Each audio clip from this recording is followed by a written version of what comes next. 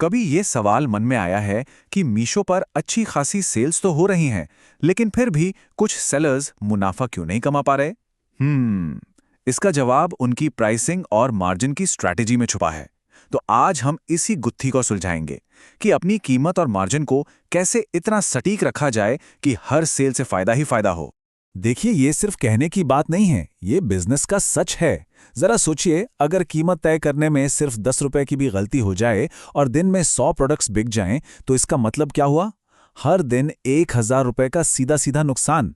इसीलिए प्राइसिंग और मार्जिन्स को समझना किसी भी ऑनलाइन बिजनेस की सफलता की पहली सीढ़ी है। बिल्कुल। तो चलिए मुनाफे की इस नींव को और मजबूत बनाते हैं। सबसे पहले ये समझना जरूरी है कि ये दो शब्द प्राइसिंग और मार्जिन असल में हैं क्या, और ये एक दूसरे से जुड़े कैसे हुए हैं। अच्छा, इसको ना एक बहुत ही आसान तरीके से समझते हैं। देखिए, प्राइसिंग है वो मछली पकड़ने का कांटा जो कस्टमर को अपनी तरफ खींचता है। और मार्जिन मार्जिन वो असल मछली है जो हाथ में आती है, जिसे घर ले जाया जाता है। अब सोचिए, अगर कांटा ही आकर्षक नहीं होगा तो मछली फंसेगी कैसे? और अगर मछली नहीं पकड़ी गई तो वही बिजनेस कैसे चलेगा? सिंपल है। और जब प्राइसिंग और मार्जिन का ये तालमेल सही बैठता है ना, तो फायदे ही फायदे हैं। एक तो बाजार में कंपटीशन में बने रहते हैं, और साथ ही अपने ग्राहकों को बेहतर ऑफर्स भी दे पाते हैं, जैसे कि फ्री शिपिंग या कोई डिस्काउंट। इससे ग्राहक भी खुश रहते हैं, बार बार खरीदारी करने आते हैं, और यही तो बिजनेस को लंबे समय तक टिकाए रखता है। अब जब हम ये मूल बातें समझ गए हैं, तो चलिए असली काम पर आते हैं। यहाँ पर एक बहुत ही सरल 3 कदमों वाली प्रक्रिया है, जिससे अपने प्रोडक्ट के लिए सही फाइनल प्राइस तय किया जा सकता है। चलिए एक छोटा सा हिसाब लगाते हैं। मान लेते हैं कि एक टी-शर्ट बेचनी है, ठीक है? अब टी-शर्ट की लागत आई 100 रुपये, शिपिंग पर लग गए 50 रुपये और टैक्स पैकेजिंग का खर्च आया 10 रुपये। तो कुल मिलाकर बेस कॉस्ट कितनी हो गई? 160 रुपये, राइट?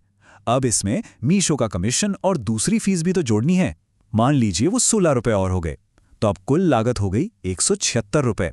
अब आता है सबसे जरूरी हिस्सा, अपना मुनाफा। अगर इस पर 20% का मार्जिन रखना है, मतलब करीबन 35 रुपये, तो फाइनल सेलिंग प्राइस 211 रुपये के आसपास बैठेगी। और ये जो फॉर्मूला है ना, ये बिजनेस के लिए एक एक्सरे की तरह है। ये साफ साफ दिखाता है कि हर एक सेल से असल में कितनी कमाई हो रही है। इस कैलकुलेशन को हमेशा ध्यान में रखना चाहिए। लेकिन एक मिनट, सिर्फ हिसाब किताब ही काफी नहीं है। ये भी तो देखना होगा कि बाजार में दूसरे सेलर्स वैसे ही प्रोडक्ट्स कितने में बेच रहे हैं। अगर हमारी कीमत बाकियों से बहुत ज्यादा है, तो ग्राहक तो उनसे ही खरीद लेंगे, भले ही हमारा मार्जिन कितना भी अच्छा क्यों ना हो। कीमत तय करना ये बस एक बार का काम नहीं है। बाजार तो लगातार बदलता रहता है और हमें भी उसके साथ बदलना होगा। चलिए देखते हैं कि अपने मुनाफे पर लगातार नजर कैसे रख सकते हैं और जरूरत पड़ने पर सही बदलाव कैसे कर सकते हैं। अपने सेलर डैशबोर्ड को अपनी रोज की आदत बना लेना चाहिए। वहां अपने सबसे ज्यादा बिकने वाले प्रोडक्ट्स पर खास ध्यान दें। क्या उनका मार्जिन अभी भी अच्छा है? क्या कोई ऐसा प्रोडक्ट है जो बिक ही नहीं रहा? हो सकता है उसकी कीमत बहुत ज्यादा हो। इन आंकड़ों का इस्तेमाल अपनी स्ट्रैटेजी को और बेहतर बनाने के लिए करना बहुत जरूरी है। तो अब जब हमने कीमत तय करने और उस पर नजर रखने की प्रक्रिया को समझ लिया है, तो चलिए कुछ ऐसी बेस्ट प्रैक्टिसेस पर एक नजर डालते हैं जो हमेशा फायदे में रखने में मदद करेंगी। ये स्लाइड एक चेकलिस्ट की तरह है। जब भी कोई नया प्रोडक्ट जोड़ा जाए या कीमत बदली जाए, तो इस पर एक नजर जरूर डालनी चाहिए। याद रखिए, एक छोटी सी गलती भी मुनाफे को पूरी तरह खत्म कर सकती है। इसलिए सारे खर्चों को ठीक ठीक जोड़ना और प्लेटफॉर्म फीस को कभी न भूलना, ये बहुत बहुत जरूरी है।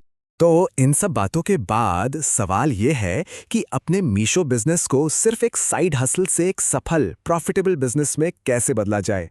बस ये एक समीकरण याद रखना है, स्मार्ट प्राइसिंग और सही मार्जिन्स। यही मीशो पर प्रॉफिटेबल सेलिंग का असली मंत्र है।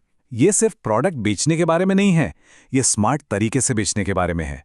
अपनी प्राइसिंग और मार्जिन्स पर ध्यान दें और यकीन मानिए, सफलता की राह पर आप होंगे।